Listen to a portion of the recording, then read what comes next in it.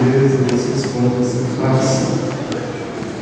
Queridos irmãos e irmãs, com esta liturgia, nós que estamos fazendo a nossa caminhada quaresmal em preparação para a Páscoa, estamos já entrando na segunda semana da Quaresma.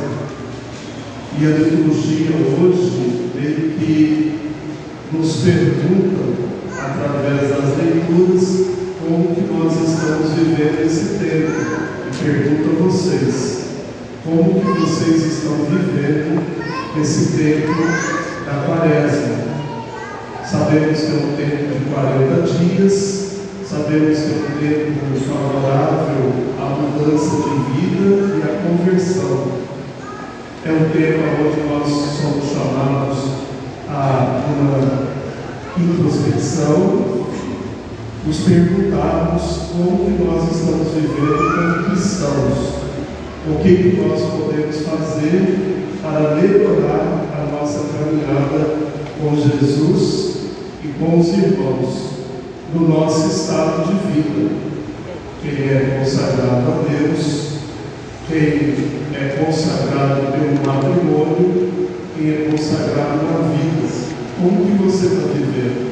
Sabemos que os desafios, queridos irmãos e irmãs, são muitos. E se nós não temos Deus a nosso favor, sozinhos nós não damos conta de fazer esta caminhada quaresmal.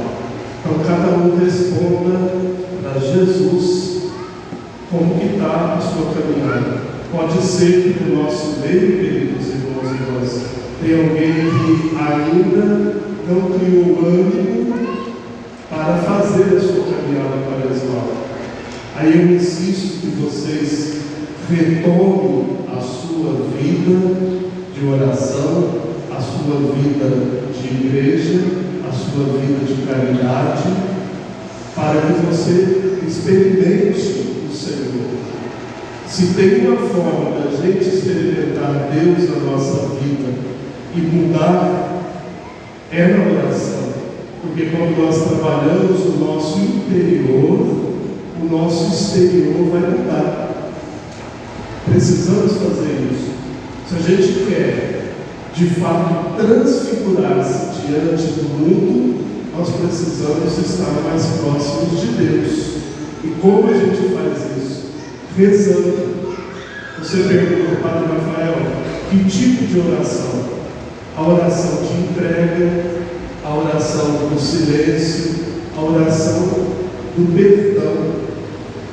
O perdão significa rezar por aqueles que você tem dificuldade de conviver e ao mesmo tempo rezar para que você seja melhor na sua convivência no seu dia a dia. Aí vamos ter uma verdadeira experiência com Deus. Guarde isso, queridos irmãos e irmãs. Quando nós trabalhamos o nosso interior, o silêncio, o reconhecimento de Deus em nossa vida, nós mudamos. E mudamos como filhos de Deus, mudamos para melhor. Então, nesse segundo domingo do tempo da Quaresma, as leituras elas são como que indicativos para a gente fazer essa experiência. Olha só, a primeira leitura tirada lá do livro do Gênesis vai apresentar para nós Abraão. Abraão ele é conhecido por 3 grandes religiões como o pai da fé. Ele é reconhecido pelos judeus, ele é reconhecido pelos cristãos e ele é reconhecido pelos muçulmanos. As 3 grandes religiões reconhecem Abraão como o pai da fé. Por quê? Ele é o fundamento do patriarcado da história do povo de Deus. E sobre Abraão, queridos irmãos e irmãs, está sustentado 2 coisas muito importantes. O que Deus ofereceu para Abraão e cumpriu. Ele prometeu para Abraão terra Acho que todos nós queremos terra. Todos nós queremos um pedacinho de terra, um lugar para construir a nossa casa. Aqueles que falam um pouquinho mais, um lugar para ter o seu sítio, a sua chácara, a sua casa no interior. Todos nós queremos ter o nosso cantinho, não é verdade? Deus ofereceu isso para Abraão: eu vou te dar uma terra. E prometeu também descendência para aqueles que querem constituir a sua família e ter os seus filhos. A terra ele cumpriu, dando a terra de Canaã. Quanto à descendência, queridos irmãos e irmãs, Abraão teve que enfrentar provações. Deus até deu um filho para Abraão. Deu Ismael, que é filho de Agar, que era escrava de Abraão. E depois de Sara, deu Isaque. Mas quando Isaque já estava crescido, Deus provou a fé de Abraão. Pediu para que ele sacrificasse o seu filho. E ele faria isso. Tanto era a fé de Abraão em Deus que ele faria esse sacrifício. Mas Deus interveio e diz que de Abraão surgiria um grande povo. E é o povo de Deus. Para a gente compreender toda a história das Sagradas Escrituras, a gente tem como fundamento esse homem. Então era um homem de fé, um homem que confiou, um homem que acreditou, um homem que se ofereceu a Deus, independentemente daquilo que Deus dá. Para nos lembrar, queridos irmãos e irmãs, que na nossa vida nós somos convidados a fazer aliança com o Senhor dentro da nossa realidade. Enquanto que a segunda leitura da carta de São Paulo aos Filipenses, ali Paulo já chama a atenção daqueles que dizem que têm fé, mas vivem como inimigos da cruz de Cristo. Quem são esses, queridos irmãos e irmãs? São os judaizantes, homens e mulheres convertidos, mas que estavam dentro da igreja, viviam dentro da comunidade, mas não davam testemunho da fé, viviam como pagãos. Quando a palavra de Deus ele vai dizer aqui, olha a expressão que Paulo vai dizer: se comportam como inimigos da cruz. O fim deles é a perdição, o Deus dele é o estômago, a glória deles está no vergonhoso, e só pensa em coisas terrenas. Aqui uma advertência, queridos irmãos e irmãs, para vivenciarmos a nossa fé. Às vezes a gente vem na igreja, a gente faz novena, a gente participa de procissão, a gente nesse tempo vive a via sacra, a gente faz tudo que Deus pede, mas na hora de dar prova, na hora de dar testemunho, nós parecemos mais inimigos da cruz de Cristo. Nós não damos testemunho, fazemos tudo certinho, tudo que Deus pede a gente faz, mas na hora de dar testemunho, a gente não dá prova da nossa fé. Paulo chama a atenção dessas pessoas. E nós também devemos nos advertirmos, queridos irmãos e irmãs, e pedir de Deus discernimento. Se queremos viver uma vida em Deus, que nós sejamos coerentes. Quando as coisas na nossa vida, na nossa família, na nossa igreja não dá certo, é porque ali no meio tem pessoas que não estão dando testemunho de Jesus. E não é assim uma coisa que eu dou a vida pela igreja, eu sou um homem, uma mulher de fé, eu vivo a minha experiência de fé, mas daqui a pouco eu relaxo, eu volto atrás, eu não me comprometo, eu começo a achar as coisas de Deus muito difícil. Aí o mundo toma conta do meu coração, da minha vida. Eu prefiro estar com o mundo e com os homens do que estar com Deus e com os filhos de Deus. É a palavra de Deus nos chamando. Cada um deve olhar para si, na sua vida, como eu tenho vivido. Eu sou um homem, uma mulher, sou um pai, uma mãe, sou um filho, sou uma família que expressa o meu amor para com Deus, para com a igreja, ou eu também sou o inimigo da cruz? O que a gente deve atentar-se, queridos irmãos e irmãs, para não querer limitar a nossa vida apenas à existência corpórea, apenas ao mundo e ao tempo. O que a palavra de Deus vai dizer, bem no finalzinho ali, continuai firmes no Senhor, para a gente não desanimar, pois Deus vai transformar o nosso corpo humilhado e nos tornar semelhante ao seu corpo glorioso. Quem é que pode fazer isso por nós? Deus. O que nós desejamos ou almejamos? Estar com Deus. Então, queridos irmãos e irmãs, nós precisamos estar unidos a Jesus, nós precisamos subir com Ele. O Evangelho vai falar que Ele pegou 3 dos seus discípulos, Pedro, João e Tiago, e subiu ao Monte Tabor. Nós sabemos que o monte é o lugar do encontro com Deus. Por que Ele levou 3 e por que esses 3 discípulos?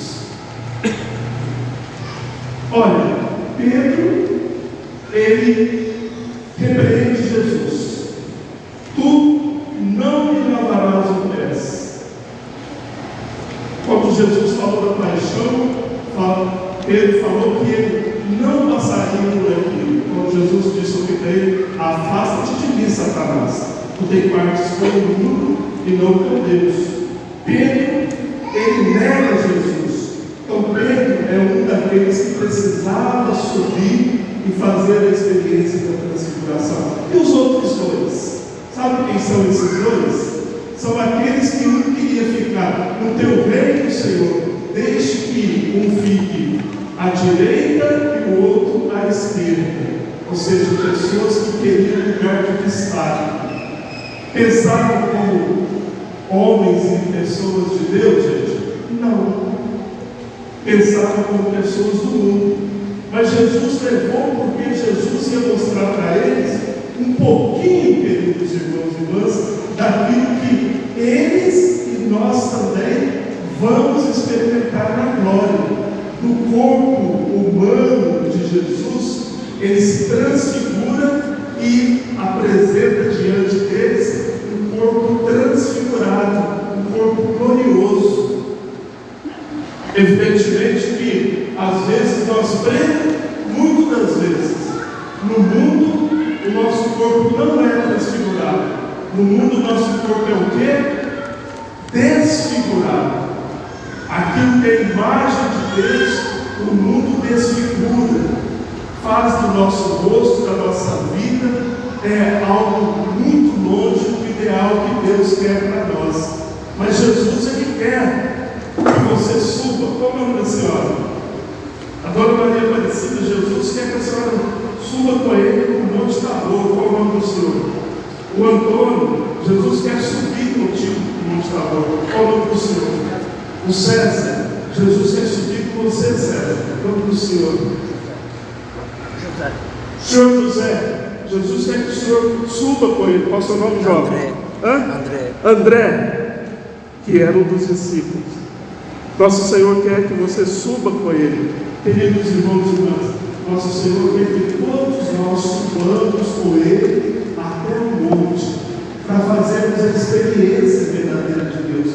E não é que a gente precisa, de vez em quando, desgarrar-se, sair desse chão, desse mundo, muitas vezes tomado de ódio, de raiva, de preconceitos, de vingança, de tantas coisas ruins, que façamos a experiência verdadeiramente do céu. Nosso Senhor, Ele deseja isso para nós. Nosso Senhor, Ele quer que nós estejamos com Ele e lá façamos a experiência, queridos irmãos e irmãs, a experiência daquilo que é preceito e como mandamento de Deus, daquilo que é profeta de Deus, na pessoa de Moisés e de Elias. Nós precisamos fazer essa experiência, mas precisamos fazer a experiência para vivermos de novo. Pedro, quando viu aquela experiência maravilhosa de estar com Jesus lá no Monte Tabor, o que ele disse? Vamos fazer aqui 3 tendas, uma para ti, outra para Moisés e outra para Elias. Não, queridos irmãos e irmãs, nós somos chamados a fazer a experiência de Deus, mas nós somos chamados a descer do monte para viver e dar testemunho daquilo que nós experimentamos. O tempo da Quaresma é um tempo favorável nesse sentido, de querermos verdadeiramente que a nossa vida mude. Vou repetir, que a nossa vida mude do nosso interior para o nosso exterior. A nossa vida só será transformada se a gente deixar Deus tocar o nosso coração. Às vezes nós resistimos, às vezes nós não temos forças, às vezes por muito pouco a gente volta atrás, a gente não faz uma experiência concreta de Jesus. Então, nesse final de semana, queridos irmãos e irmãs, nós somos chamados a fazer a experiência total. Subir com Jesus. E subir com Jesus, fale com Jesus o que você está vivendo. Fale com Jesus da sua vida, da sua família, das suas dificuldades. Fale para Jesus a sua dificuldade em crer, a sua dificuldade em perseverar, a sua dificuldade em testemunhar, a sua dificuldade, queridos irmãos e irmãs, de verdadeiramente experimentar Deus na nossa vida. A gente tem que ser concreto. É difícil, não é fácil, mas se nós deixamos que Ele conduza, se nós deixamos que Ele fale no nosso coração, se nós deixamos que Ele transforme aquilo que precisa ser transformado em nossa vida, faremos a experiência da transfiguração, não da desfiguração. Nós somos filhos de Deus, nós não estamos no mundo para desfigurar, para mostrar o mais feio de nós, o mais rude de nós, o mais odioso, o mais raivoso, os piores defeitos. O contrário, a gente tem que buscar em Deus o melhor.